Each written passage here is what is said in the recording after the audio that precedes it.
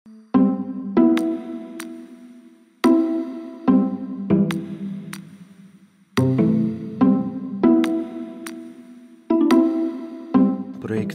na 3D objekte deluje kot še en igralec, kot tretji igralec.